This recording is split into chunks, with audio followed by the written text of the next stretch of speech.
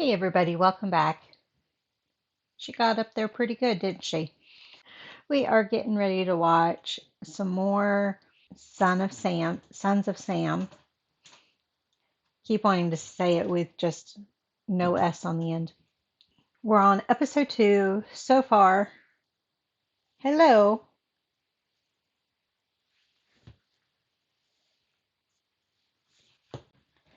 We need to clip the claws still. So far, they've named David Berkowitz as the killer. However, for me, there's some stuff that have gone unanswered from what they've presented. The letter handwriting, have they compared that? Also, the gun doesn't match all the other scenes because all they said is it matched the last scene. I think those were my two big questions. But then the journalist was talking about the neighbor who had a father named Sam and the son was John Wheat. And in the letter, it said something about John Wheaties, one of the letters. It said something about John Wheaties. Is it David Berkowitz who also says that a demonic dog was talking to him? Or was it this neighbor? Or was it somebody else? So that's probably what we're going into on this one. So let's find out. Oh, and I kept saying, I think somebody's going to die while he's in custody, I believe.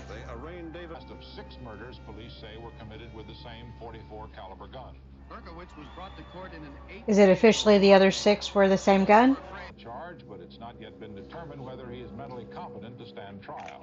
I was going to say, does he have some type of mental health disorder?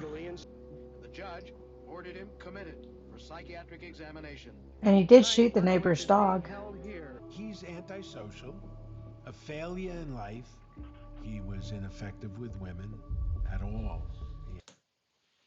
Before they go too much further, so antisocial personality, well, there's two.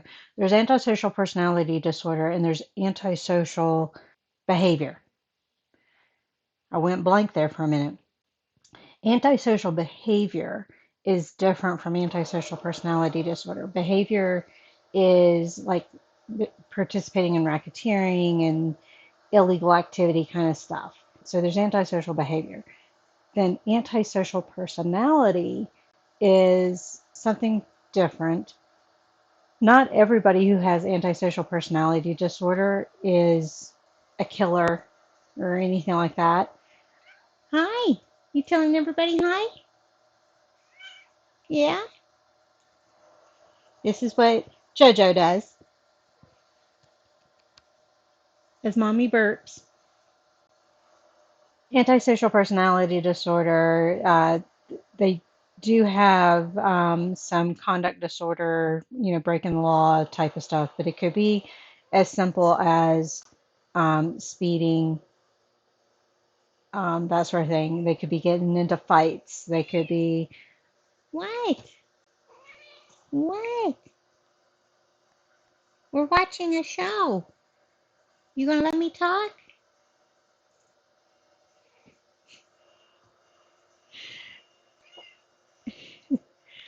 But there's also a more complex part to antisocial personality disorder in that there's the inferior and superior dynamic.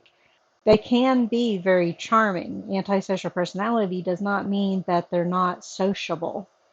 They're just against society's norms, which is different.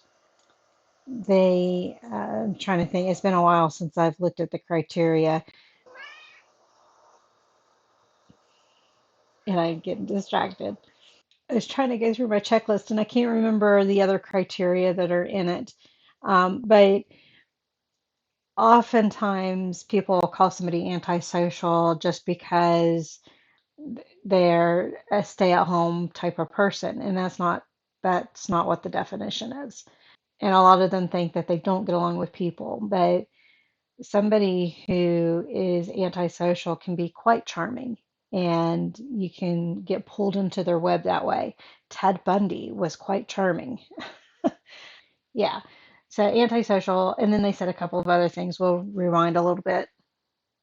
But they were listing off stuff that would meet the criteria for other things rather than diagnoses. A failure in life. He was ineffective with women.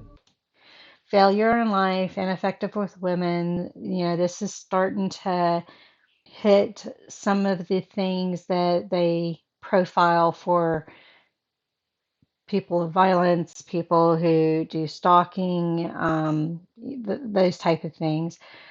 The interesting thing is they said after a minimal amount of interviewing. So what did they spend an hour with him and that was it? You can certainly get a lot of information in an hour, but if you're testifying to whether they can testify in court or not, that's a whole nother ball of wax. You're going to spend way more time than an hour.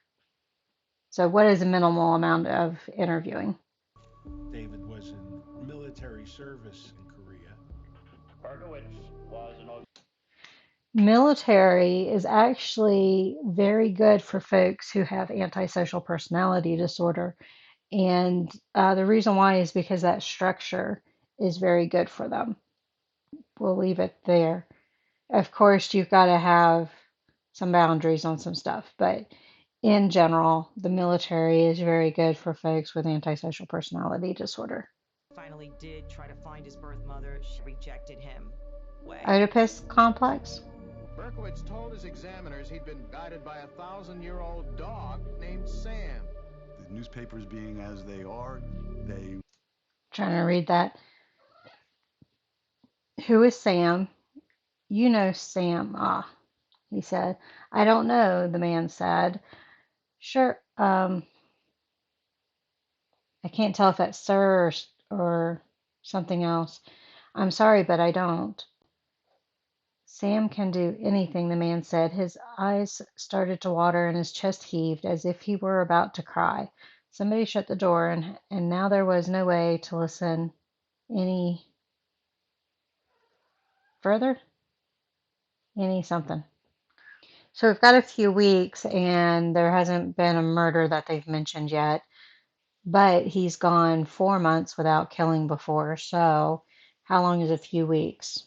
The saturation.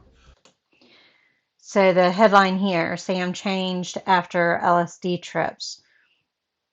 Certainly, drugs can change a person's personality, and some drugs can, after just one use, can affect the brain as far as its functioning and that sort of thing. There's a myth out there about if you use LSD more than 7 times, you become permanently psychotic and blah, blah, blah, blah. That's not true. For the most part, oh gosh, it's been a long time since I've gone over this material. I think there's methamphetamine, MDMA, and inhalants. Not sure about inhalants, but methamphetamine, MDMA, true MDMA. And there was another one, and I can't remember exactly what it was. Those are the only ones that have been demonstrated to have permanent psychosis after one use, and there be no previous history of psychosis. That being said, somebody can be predisposed to being psychotic, and using drugs will bring it on sooner, whether it's pot, LSD, or whatever it is. So, what do they mean by he changed and all that kind of stuff? More to the story than just the party line. Maury wasn't the kind So of let's a get to person it. that he wanted to get answers for or pursue. He didn't let go. I'm like that about all the wrong world stuff. of IBM had its perks. I heard he really abused the boys. He would beat them. He would lock them in the attic sometimes. As That would be punishment. some pathology for Maury John believed some of the letters alluded to to that. be the murderer. And let me clarify, not everybody who is abused grows up to be a murderer, but when you're building something if you look at serial killers, there is oftentimes, not always, a history of abuse. Not everybody who is abused becomes serial killers or killers. And if you read the letters, you're going to say, you know what? That fits. There are a lot of coincidences. But I didn't buy it. I thought the story was too thin, too unsupported, too speculative, and nothing he sold me, or tried to sell me, was working. Who was that guy But he again? wanted to see my boss, and we all met in the executive editor's office. Okay. Maury could be so convincing.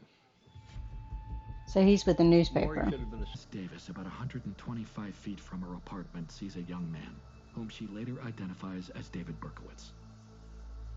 As he walks by less than 5 What time was it? Dog didn't want to go home yet because he got a girlfriend over there. When I turned around, I seen the man coming out of the tree there. At about 2:33 a.m., Miss Davis, about 120 So, middle of the night, and we're across the street at the very least, and as far as distance with seeing him, did she actually see Berkowitz, or does her mind say, yes, she saw him because that's who the police have identified? Could she have identified him before he was arrested? What? What? What? What? Are you beautiful? What is it? What is it? Yeah? Yeah? What? 25 feet from her apartment, sees a young man, whom 25 she later feet. identifies. Less than 5 feet separate them, and he glares at her. He had a grin in his face. Okay, less than 5 feet. Like I seen already on television. That's better than At 25 feet. 2:35, Tommy Zano watches as an unknown assailant pulls a gun from beneath his shirt, crouches, and fires. So it couldn't have been David. A yellow Volkswagen not far from where Stacy Moskowitz was murdered. David Berkowitz drove a Ford. And I commented on that last episode. His car was not a VW. 3 other people. To go another step and say John and Michael were possibly involved. Curly hair, straight hair.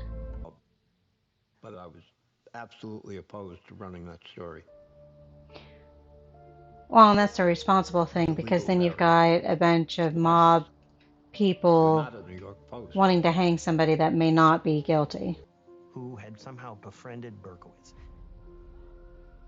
Jim Mediger was an NYPD detective who had recently quit. He kind of looks like the picture, too.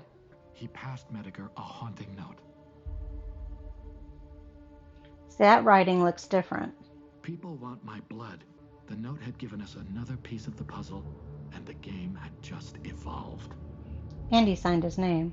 Although he's not trying to hide anything at this point either. During the arrest, the police broke into David's car without a search warrant. Right. They And that's going to found get the thrown out weapons. then. The actual Son of Sam. It was one of the biggest crimes in all of New York City history, yet the NYPD had done only... Now, when he says the actual Son of Sam, I don't think we have any proof of that at this point. That's just this reporter's belief. After Berkowitz's arrest. With all the coincidence. This guy right here kind of looks like the picture also, doesn't he? It's one of those situations where, you know, you don't notice your brand of car until you've bought your car, and then you see it everywhere. So now it's like we're seeing this guy everywhere. Avenue, we found a dog, his ear was cut off. The dogs had been mutilated in a... That certainly fits antisocial personality disorder or conduct disorder, depending on the age of the person. Those crosses and circles and arrows and stuff, that matches kind of the signature on some of the letters from the Son of Sam, right? Delve deeper into the dark arts. And that's where things start getting really dark. I'll be back. I'll be back. Words identical to those spoken by Satan in the book Black Easter. Or the Terminator. Maury thought the letter connected Berkowitz to the occult. For example, That references last a part, pathway it through satanic that's a bit of a stretch for me. As lookouts, as drivers, as shooters, with Berkowitz in prison. The question lingers. So the journalist has linked 12 children, The pieces were beginning to fit or together. the children. But before I could say anything, Mediger dropped a bombshell. See, doesn't look like that guy that was at the press Reaching conference. into had just taken the Son of Sam story one step too far. I'm confused. We What's do. Sam sleeps. Page 1 of the New York Post. And it's a picture of David Berkowitz in his jail cell, lying in a bed, just asleep. I don't get what the big deal is about him The sleeping. world just explodes. I mean, they shouldn't show him in his jail cell, but To pay for the pictures of Berkowitz. okay. That boy you've been looking for, John Carr. He's dead. Well, that certainly causes problems. Would you like to go to where they were killed? No. We're in the car, and the song Dust in the Wind came on the radio. Kansas. Is he going to investigate John Carr's death? His girlfriend was there, and she took me to the bedroom. It's a long rifle, so went under the chin. Talking about drinking blood, urine out of a chalice. That's mind-blowing. That was in the letter. Michael Carr was driving a car on the West Side Highway in New York So he was shot too, huh? and was killed in a car accident that was questionable. You know, it was too much of a coincidence. Sometimes you got to open your eyes way wide and see the whole picture. They are presenting some damning information. I believe that David Berkowitz did not act alone, that in fact others did cooperate. So they're going with the story. How you doing, Charles? Good. How are you this morning? Charles Manson. We're just going to introduce Charles Manson and go. The guy in the video that we're going to finish this series with, he does a YouTube channel called Unsolved No More, and he gives his take on some of these cases. And we're going to watch his take on Sons of Sam, the presentation of it. But in his review of The Vanishing of Elisa Lam, he talked about how police officers, detectives, what have you, anybody really, but since this is what we were talking about, don't like to think that they've missed something or did something wrong or anything like that. So taking outside information that differs from what they've got doesn't necessarily go over well. So he mentioned that, and that's part of what probably took so long for the DA or the detectives to come around to accepting there might be more than one killer. But that being said, I mean, this journalist is kind of the OG web sleuth, only he did it the hard way. And sometimes they can go down a rabbit hole that there's just nothing there. That's why I was like, is this all coincidence, or is this proof that something more is actually there, and that sort of thing. So it'll be interesting to see the next two episodes and what they come up with and that sort of thing. As far as I know, they've never arrested anybody else for the killings. It's been just David Berkowitz, and I don't know if he's even still alive, if he's still imprisoned and all that. We will see what happens, but I will have the link for Detective Ken Maines. He's the one that has the Unsolved No More link. I'll put his link in the description below. He has the Unsolved No More channel. So if you guys want to watch that ahead of time so that when I attach it to the end of this, you will have already seen his, that would be great. Otherwise, I will see you on the next one. Thank you. Bye.